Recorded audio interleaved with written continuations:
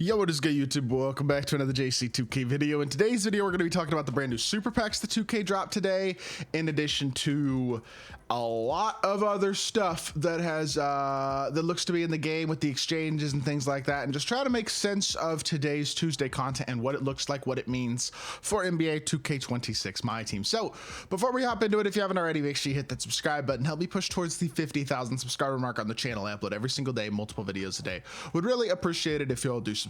Without further ado, let's get into it. So the pack market is simple. You got Super Packs, 10 bucks, 20 bucks, 51 bucks. 51 bucks topper guarantees you only an amethyst, just like the Friday packs, which is not that good, and pack odds themselves are likely going to suck. Now, it does contain a guaranteed Wild Gems. Player can give you a second Wild Gems, Gems of the Game, or 26 Series 1 player as well. And you only have a 2.2% chance at a diamond and a less than 1% chance at a pink diamond. So again, just like these Friday packs, your pack odds are literally identical. It looks like 10% 87 plus, 5.2% 90 plus, 2.2% 92 plus. It's very small, very slight odds to actually pull something high level from the end of these Wild Gem Super Packs. So these are not going to likely inundate the market with a lot of top tier cards, 92s and 94s and 95 pluses and stuff like that. But the cards that are in these packs is what I am interested to see. And it doesn't tell me. That's kind of one of the things that I think bothers me the most, to be totally honest, is the fact that I can't even click here and see. I don't know what the chance is, to be totally honest. You know what I mean? It doesn't tell me. And I don't know what the cards that are in the Wild Gem Super Packs are either. Now, what we do know, and it tells us this in, not the auction house. We'll talk about the auction house later on today. I've been selling a bunch of cards on my account, but that'll be for a pro money spent episode, and so, including Mike Conley. There's a lot of things that have changed my pro money spent since yesterday, because I did a lot of grinding yesterday, and I got some stuff for making more MT, all that type of stuff. But we're about that later. Anyways, my brother just came in my room. Sorry, y'all. These exchange cards do look to be, I mean, very, very, very, very, very good. And it looks as though you need these specific players in each exchange in addition to other stuff. So these players are definitely going to be dropping in packs for sure. Raja Bell, Tristan Thompson, Lou Dort, Steve Nash, Danilo Gallinari, Patrick Ewing, and James Harden, for example, for Shea. Jay Williams for Scottie Pippen. The question that I have is, are all of the other Wild Gem players also in packs? That's my question, because there are how many? Like 2,209, I believe, Wild Gems cards from gold to pink diamond tier. And so you have these specific ones that are required for each exchange. And I'll go talk about the exchanges themselves here in just a second. But you need these specific players for each individual player, at least for 4 of the 5 anyway. It doesn't show what Caitlin's exchange requirement players are, to be totally honest. But either way, I don't know how many players are actually in packs. You know what I mean? It's a little bit of a weird one, because I'm not 100% sure which of these cards are going to be really good, which of them aren't. I mean, some of these cards might be beasts, but are they going to exist on the auction house? How are you going to be able to get them? You know what I mean? Like, it's just, I'm not 100% sure right now. So to get these players, in case you want to, there's a 32 card necessity for Caitlin Clark, which is slightly less than the other 4, Shea, Pippen, KG, and Embiid. So you have those 4 exchanges. I believe those are the only exchanges that they dropped today. And in order to complete these exchanges, you need 32 players for Caitlin Clark. You need 10 Wild Gems Golds. You need 5 Wild Gems Emeralds. You need 5 Wild Gems Sapphires. That's 20 of them. 24 with the 4 Wild Gems Rubies. 28 with the 4 Wild Gems Amethysts. 3 diamonds and 1 pink diamond. So in order to get Caitlin Clark, again, an unsellable card, you need 3 diamond Wild Gems, a pink diamond Wild Gem, 4 amethyst Wild Gems, 4 ruby Wild Gems, 5 sapphire Wild Gems, and 5 emerald Wild Gems, in addition to 10 golds. That's pretty expensive, because just the 3 diamond Wild Gems and the pink diamond is going to cost you a lot of MT. The rest of it may not cost you as much, but that is, again, for an unsellable 6-foot point guard in Caitlin Clark. And the other 4 are harder. That's the thing. For Shea, it's 10 Wild Gems Golds, in addition to Wild Gems Gold James Harden. You need that specific card. So that's also a little bit of an issue, potentially. Emerald, you need Wild Gems Emeralds, as well as Wild Gems Emerald Patrick Ewing.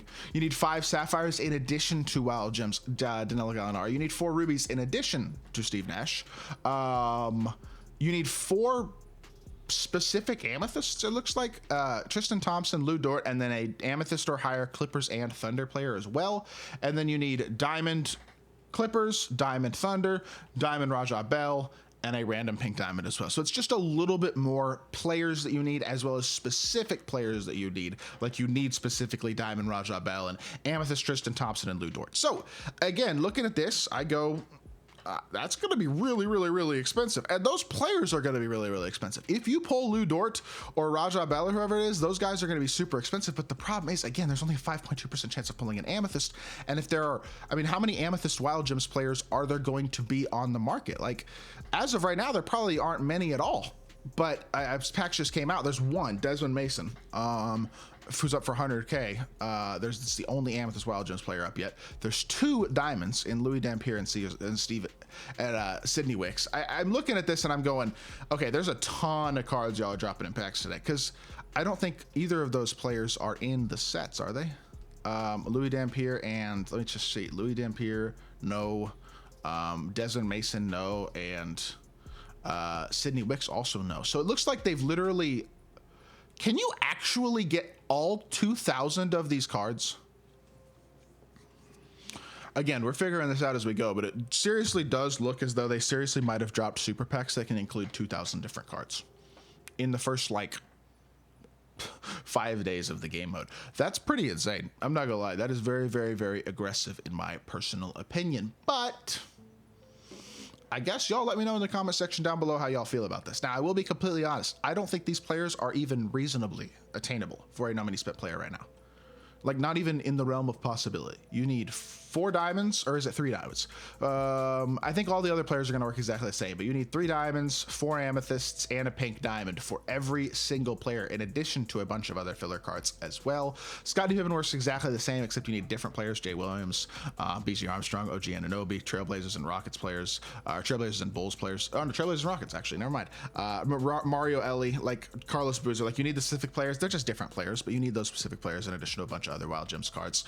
And then same thing for Garnett and Embiid. They all work exactly the same, and either way, you are looking at some of the most expensive players in the exchange probably that we'll ever see, I would think, outside of, I guess, like the festival players from last year. These aren't quite the same as that, but yes, you can buy the players for these sets on the auction house, which I guess is kind of cool, but the problem is the cards for these sets are going to be so unbelievably rare and expensive because of how many cards there are in these drops. Not to mention getting all the other cards to fill in the exchanges as well is just wild.